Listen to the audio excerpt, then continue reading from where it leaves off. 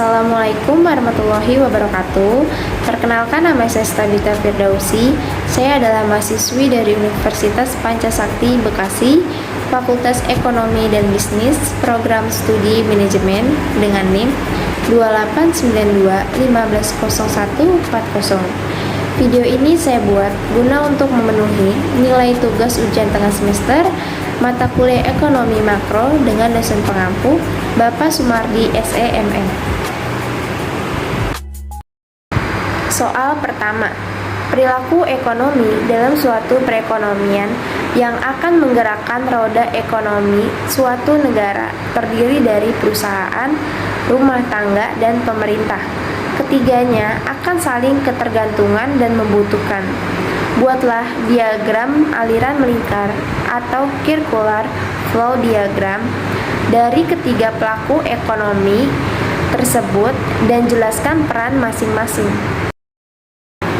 Di sini dapat kita lihat bersama, terdapat diagram aliran melingkar sektor 3. Rumah tangga konsumen atau RTK sebagai pemilik faktor-faktor produksi yang mencangkup tanah, tenaga kerja, modal, dan skill. Menjualnya ke pasar faktor produksi. Sebagai balas jasa akan diterima uang berupa sewa, upah, bunga, dan modal. Dan penghasilannya, RTK akan membelanjakan uang untuk membeli barang dari pasar barang, membayar pajak kepada pemerintah, atau membeli barang impor. Selisih dari penghasilan dengan pengeluarannya digunakan untuk ditabung.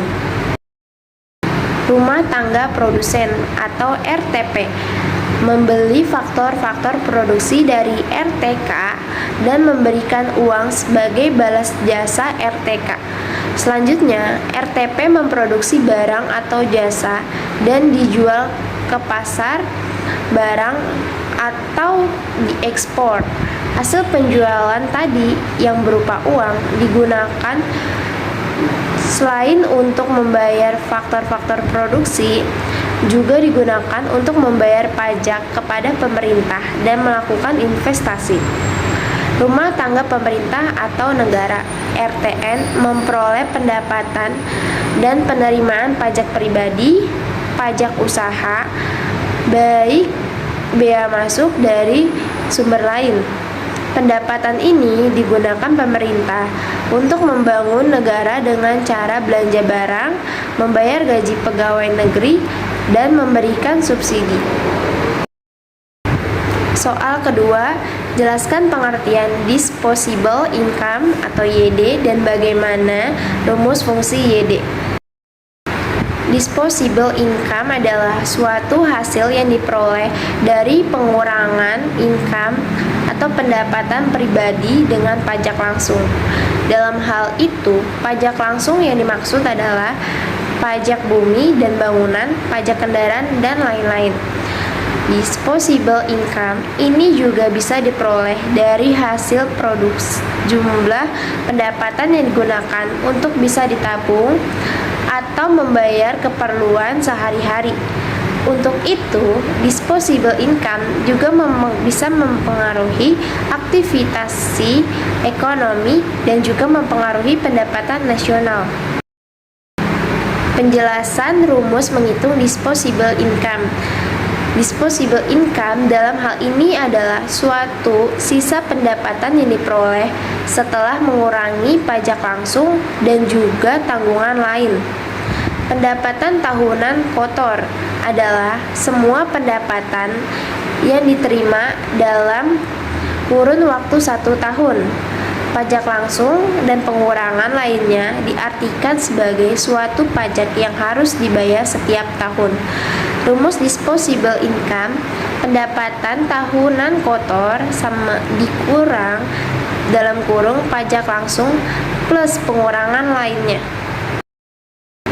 Soal 3. Bagaimana bentuk fungsi dari konsumsi setelah dikurangi pajak? Jika dalam perekonomian telah memasukkan kebijakan pemerintah berupa pajak dan pembayaran transfer, maka Fungsi konsumsi C sama dengan CO plus CYD. YD sama dengan Y min TX. Sehingga fungsi konsumsi menjadi C sama dengan CO plus C dalam kurung Y min TX. C sama dengan CO plus CY min CTX. Soal keempat, keseimbangan pendapatan nasional 3 sektor apabila pendapatan sama dengan pengeluaran. Bagaimana fungsi keseimbangannya? Jelaskan. Jika belanja pemerintah ditandai dengan simbol G dan pajak diberi simbol TX, maka pendapatan nasional dari sisi pendapatan Y sama dengan C plus S plus TX. Dari sisi pengeluaran atau AE, Y sama dengan C plus I plus G.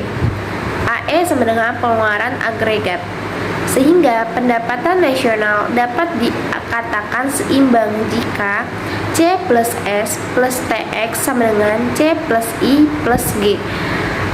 T peralihan E makro.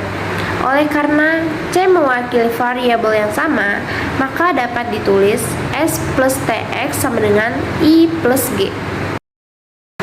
Soal kelima, jelaskan maksud sifat hubungan di antara MPC plus MPS sama dengan 1 dan APC plus APS sama dengan 1. Pada dasarnya, MPC dan MPS selalu sama dengan I. Dalam kurung MPC plus MPS sama dengan I karena alasan setiap orang yang memiliki pendapatan akan melakukan konsumsi. Akan tetapi, tidak semua pendapatan itu dibuat konsumsi. Kelebihan pendapatan atau yang tidak digunakan untuk konsumsi akan menjadi tabungan. Sehingga dapat disimpulkan bahwa sisa pendapatan tidak digunakan untuk konsumsi, maka pendapatan itu akan menjadi tabungan. Dan pada akhirnya, konsumsi dan tabungan menjadi satu konsumen yang utuh. Soal ke-6, bagaimana perekonomian negara jika PDB lebih besar daripada PNB? Jika produk domestik bruto lebih besar daripada PNB, maka menunjukkan bahwa investasi negara asing di dalam negara lebih besar daripada investasi negara di negara lain. Hal itu menunjukkan perekonomian negara tersebut belum maju karena masih menerima banyak modal dari luar negeri. Jawaban nomor 7, dengan perhitungan pendapatan nasional akan diketahui sektor perekonomian suatu negara.